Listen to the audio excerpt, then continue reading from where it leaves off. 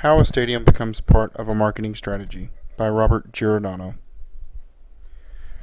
We're going to take a look today at Texas Stadium. I could have chosen a number of stadiums across the nation, across the world, but we're just going to analyze Texas Stadium and see how it becomes part of a marketing strategy.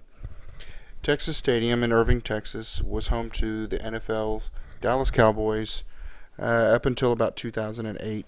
Had a seating capacity of about 65,000 people and was built to the sum of $35 million by owner Clint Murchison Jr. Some of the pros and cons of Texas Stadium were that it was designed as a futuristic facility. The owner, Murchison, thought that this would attract high caliber players and thus increasing sales, but that proved later not to be a functional piece of the construction, so they opened it up and just left it as an open window. The average ticket price was around $65 overall for Texas Stadium, and that equated to a fan cost index of about $105. And to explain a little bit more on the fan cost index, that includes the ticket price, the cost to get to the stadium, parking, food and beverage, and any souvenirs. So the overall utility that added to the actual game itself would be included in that average fan cost index. It was really obtainable to a lot of people, so ticket sales were plentiful then. They didn't have an issue selling out.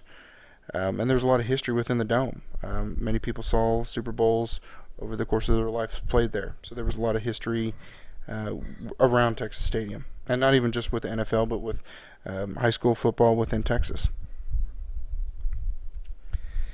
The new stadium, called Cowboy Stadium, resembles much of the Death Star in Star Wars. A lot of people have given it criticism to being too futuristic, too over the top, too opulent, too grand. And to add to that, the cost of it was $1.15 billion, but it had a seating capacity much larger at 100,000. It was built by an Oklahoma-based construction company called Manhattan Construction. Some of the pros and cons of Cowboy Stadium is considered to be one of the premier sporting events in the world. It set the standard for many a new facility to be built by. They increased the shopping choices, and by shopping choices I mean anything that you could purchase there, from t-shirts to a number of food items. So they've got people to stay there a lot longer at the stadium and spend more money. The average ticket price went up to about $109, and the overall average fan index went up to $425. So it started to get a little bit out of people's price range. There are a lot more cons than this, but just some of the ones that I highlighted. The Jumbotron, if you've ever been to the game, it just really detracts from the game. You end up watching more of that than you do the game. But Jerry Jones, the new owner, thought that this would attract higher clientele, be able to sell larger tickets, and be able to sell more suites, be able to sell more jerseys, more food, more everything.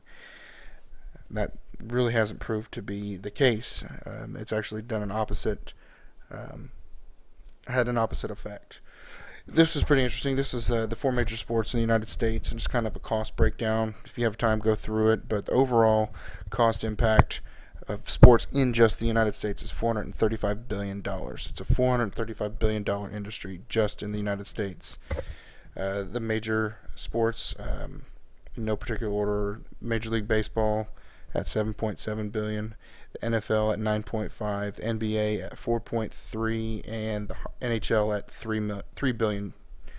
So that kind of breaks down the cost implication of each of the sports into the total sports industry for the United States.